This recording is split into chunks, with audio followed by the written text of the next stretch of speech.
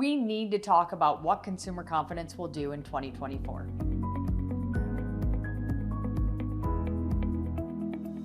Consumer confidence is how consumers feel about what's going on in the economy. So that is. So we're measuring really feelings, big. people. Yeah. Measuring feelings. And if I could measure how happy I was or sad I was, oh God, I could actually fix it.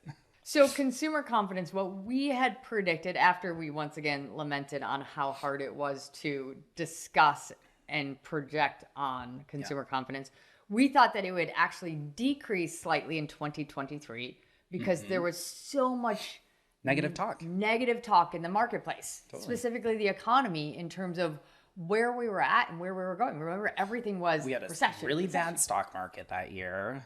I mean, interest rates were rising. Like, there was just so much going on.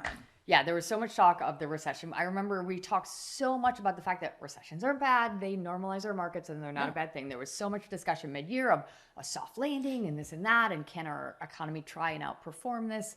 But going into the year, there was a lot of fear and there was a lot of doom and gloom.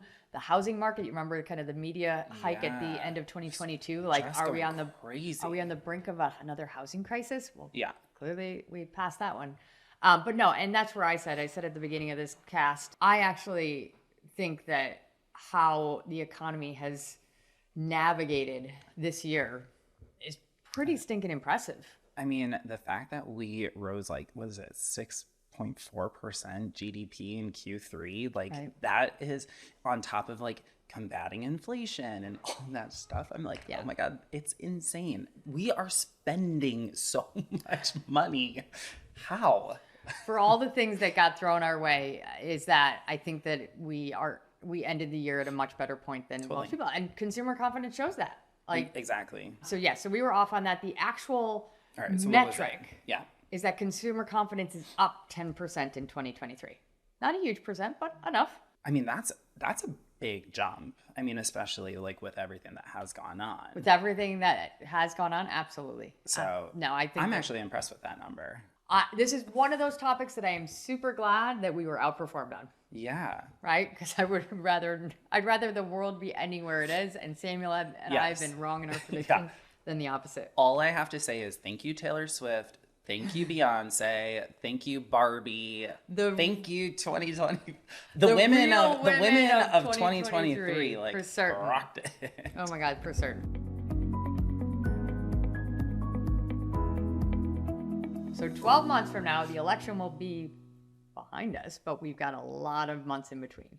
It probably will be flat because this year was first year out of COVID. It was this. I think we only mentioned that word 2 or 3 times this whole discussion. Shocking. It's weird. I mean, and I'm wondering when we're going to be back to normal. Yeah.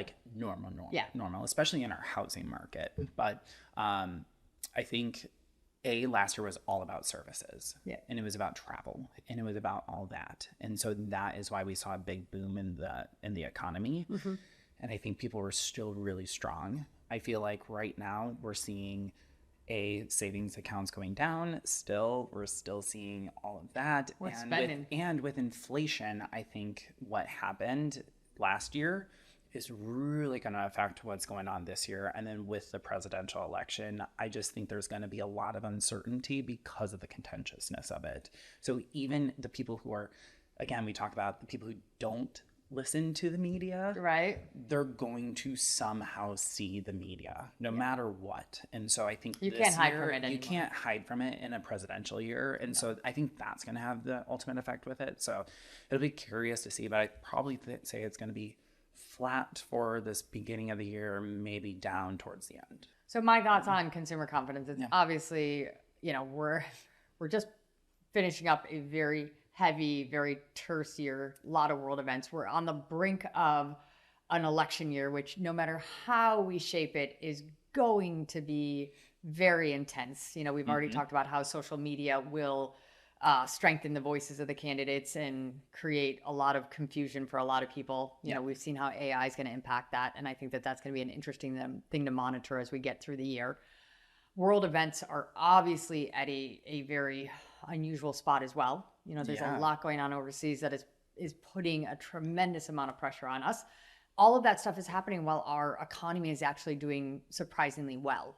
And that's a huge crossroads because most consumers, right, wrong, or indifferent, are a little bit more selfishly motivated, right? How is it impacting me? But we're saying things are being impacted well while we're at the the tip of what's going to have a lot of things thrown at us. So I'm going to go on a little bit of a ledge here and say that I think that the two at the end of the year will balance one another. Yep. Is that all the negativity, which would tend to bring our confidence down, will counterbalance how our economy tends to do. And I think that there's a bit of a light at the end of the tunnel. I think this past year was a really strong year for our economy. I think it set us up to be doing well things. And so between the two, world events versus the economy, and the election, insert eye roll here, I think that we're going to be at a very similar point with consumer confidence. Yeah.